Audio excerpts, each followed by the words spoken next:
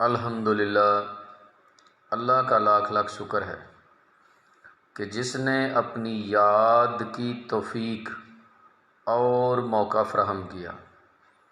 لاکھوں اور کروڑوں درود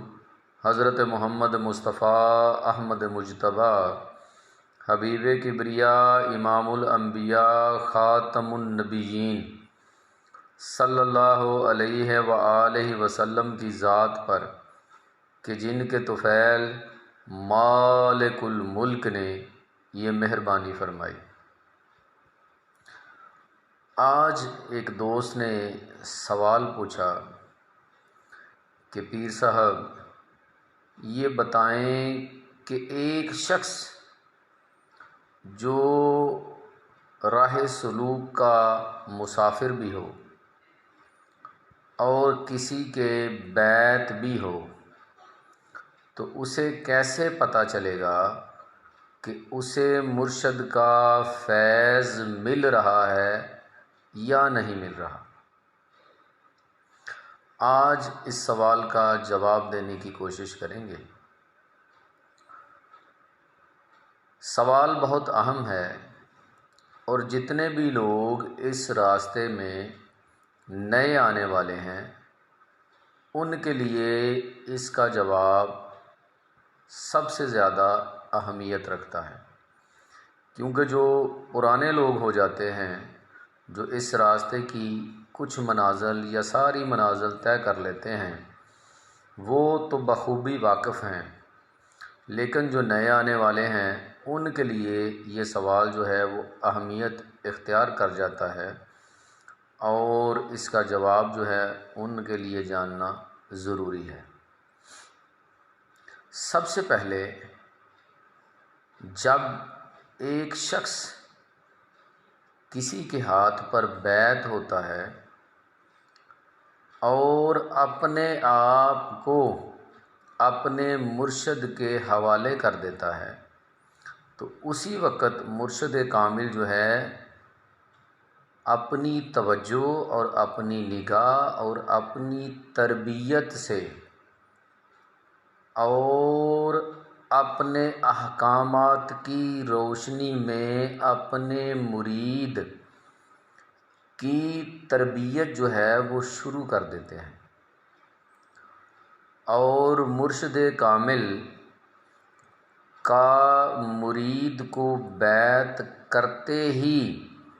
فیض جو ہے وہ منتقل ہونا شروع ہو جاتا ہے۔ اب ایک شخص جو مرید کامل بھی ہے اور مرشد کامل کے ہاتھ پر بیعت بھی ہے، اس کو بذات خود اپنی ذات میں تبدیلیاں نظر آئیں گی۔ وہ ان تبدیلیوں سے اندازہ لگائے گا کہ اس کے اندر اس کے مرشد کا فیض جو ہے وہ جاری ہو چکا ہے، اور مرشد کے فیض کی بدولت ہی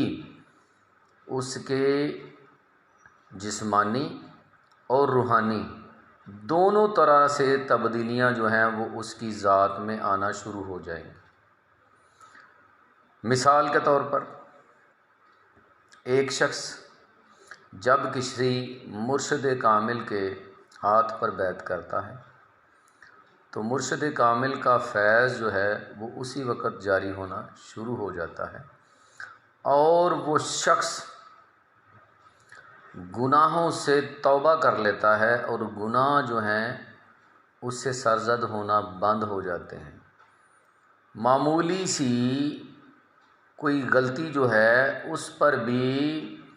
اس کا ضمیر، اس کا نفس، اس کا دل جو ہے اس کو کوستا ہے، اس کا ضمیر اسے جھنجھوڑتا ہے کہ تم نے یہ کام کیوں کیا؟ یہ مرشد کا فیض ہی ہے۔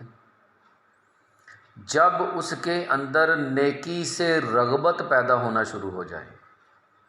اس کا دل دین کی طرف جھکنا شروع ہو جائے، دین کے ساتھ منسلک ہو جائے، مسجد کے ساتھ اس کی محبت بڑھ جائے، شریعت کے